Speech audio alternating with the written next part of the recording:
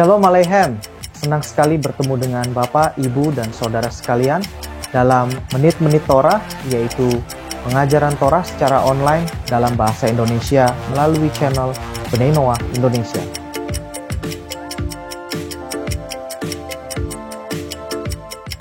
Dikatakan mereka harus mengambil bagi mereka setiap orang, ya, afot, syekh, labayit. Seekor anak domba atau anak kambing menurut rumah ayahnya. 1 ekor anak domba atau anak kambing untuk 1 keluarga. Oke. Nah, dikatakan di sini di hari ke-10 bulan ini. Nah, sebelum dari perintah ini ada di dalam Shemot 12 ayat yang pertama adalah perintah untuk menjadikan bulan Nisan sebagai bulan yang pertama. Ya, kelanjutannya seperti ini. Kita nggak bahas perintah bulan Nisan menjadi bulan yang pertama. Kita udah tahu semua, tapi saya mau bahas lebih detail lagi terkait dengan domba Pesach, ya.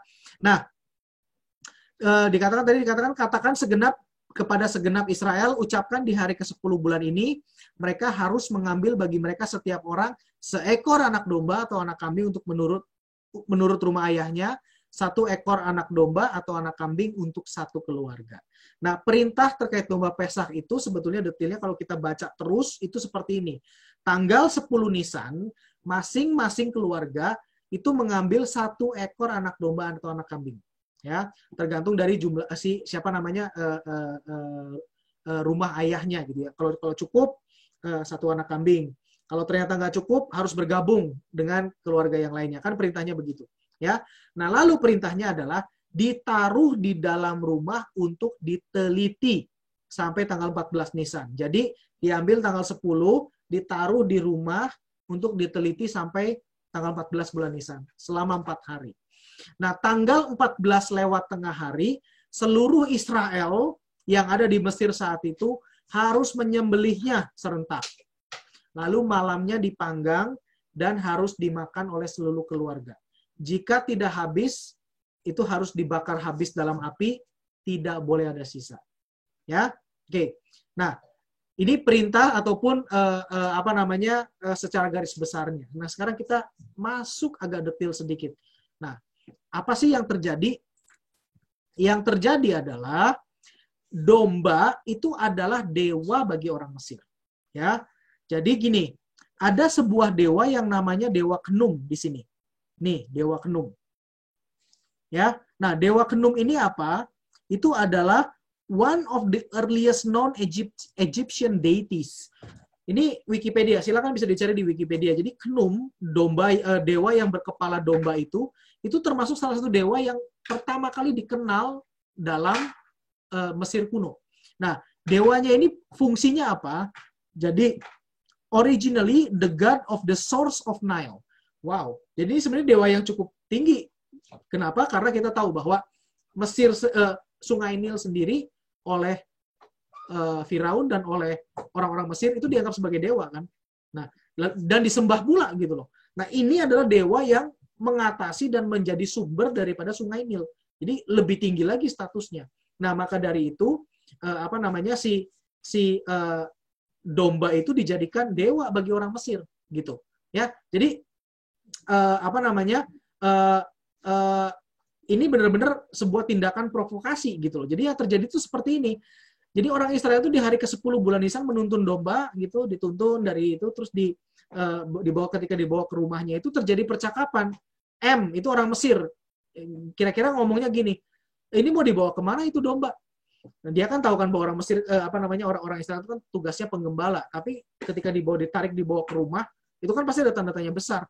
Mau dibawa kemana itu domba gitu kan? Nah, lalu jawab si I, orang Israel itu adalah, oh, ini ada perintah, saya harus teliti keadaannya, ada cacat atau tidak. Selama 4 hari loh saya teliti. Nah, jika domba ini layak, maka 4 hari lagi setelah hari ini nih, kita akan potong itu rame-rame. Hah? Potong rame-rame? Iya. Jadi seluruh orang Israel nih, semuanya, yang sekian ratus ribu orang ini, sekian ratus ribu keluarga ini, akan motong domba rame-rame di Mesir. Iya, itu perintahnya gitu loh. Ya, jadi bayangkan ya, binatang yang dianggap dewa terus mau disembelih dan diproklamirkan secara terang-terangan gitu loh. Dibawa dan diteliti selama 4 hari, ada bunyinya kan mbek segala macam kan, itu kan pasti bikin orang Mesir pusing kan. Gile nih, domba gua, dewa gua mau diapain nih? Sementara oleh mereka disembah, oleh orang Israel dikatakan 4 hari lagi gua bawa ini bakal gua sembelih gitu loh. Kan benar-benar sebuah provokasi ya. Jadi ibaratnya kalau di zaman sekarang ini itu seperti melakukan hal ini itu seperti kita nuntun sapi di India. Lalu ada orang Hindu yang menganggap bahwa sapi itu binatang suci, terus berkata, kamu mau ngapain? Iya, besok mau gue sembelih. Nah, itu kira-kira seperti itu gitu loh, provokasinya. Jadi ini sebuah tindakan provokasi terhadap dewa tertinggi dari Mesir.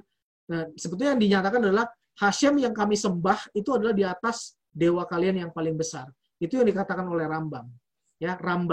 Nah, jadi domba Pesach yang dijelaskan di dalam Shemot pasal 12 ini, dalam parashat Bo kali ini, itu bukanlah persembahan pendamaian. Bukan persembahan pendamaian. Ingat, justru yang layak ditebus itu masih hidup. Lolos dari tulah ke-9. Tadi kita udah lihat kan, tulah ke-9 dan tulah ke-8. Justru yang layak, yang Hashem anggap layak sebagai orang Israel dan harus nanti keluar ikut dalam Eksodus, itu masih hidup.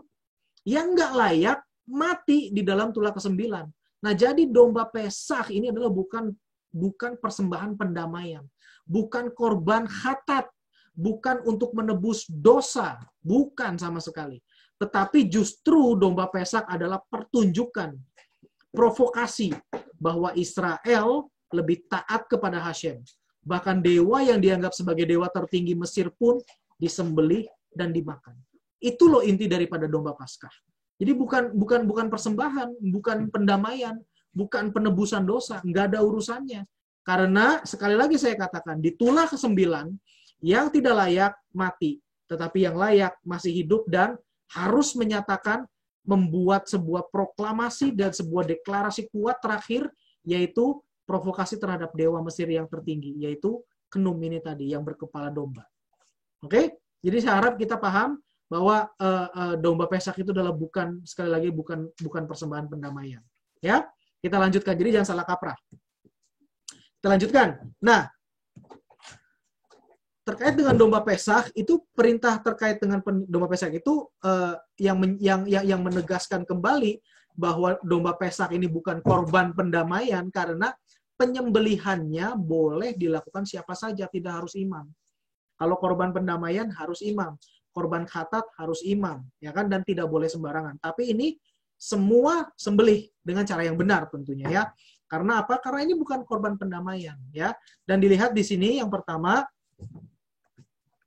Jadi ini saya diulang lagi tadi ya, bukan persembahan pendamaian tapi pertunjukan ini saya lebih taat kepada Hashem. Nah, selanjutnya perintahnya setelah domba Pesach disembelih itu adalah domba tersebut harus diikat kedua kakinya. Nah, ini gambarnya kurang tepat sih. Gambarnya kurang tepat. Artinya apa? Saya nggak bisa menemukan gambar yang lebih tepat.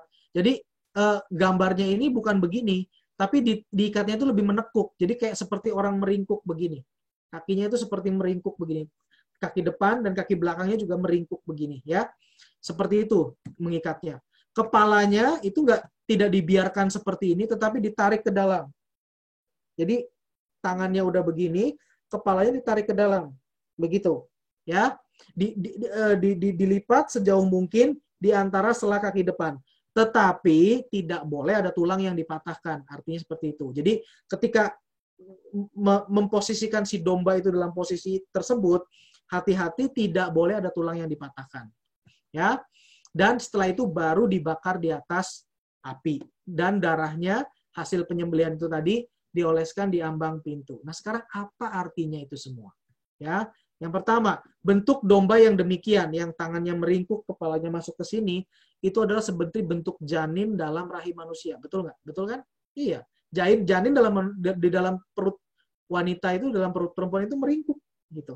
Dia tidak tegak, dia tidak bagaimana, tapi meringkuk. Nah, itu memang Hashem memberikan simbol itu adalah domba Pesach itu adalah seperti janin dalam rahim.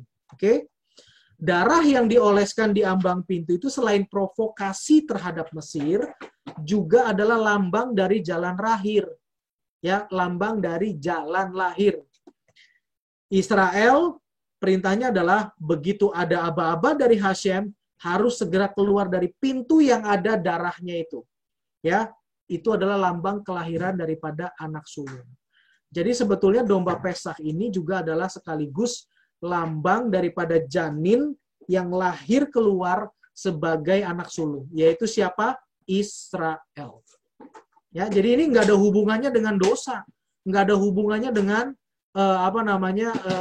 pendamaian, nggak ada hubungannya. Hubungannya domba Pesach adalah proklamasi Hashem lebih kuat, menyatakan bahwa dewamu yang tertinggi itu nggak ada apa-apanya, dan lahirnya anak sulung Israel, lahirnya anak sulung Hashem yaitu Israel. Oke, paham ya sampai di sini. Ini ada di dalam Shemot 12 ayat 4 sampai 34. Ini ada di situ. Silakan dibaca, saya nggak akan itukan detail karena waktu ya. Tapi idenya ataupun inti daripada domba Pesach itu adalah dua hal itu tadi. Jadi saya harap kita bisa paham dan nggak ada lagi yang salah pengertian.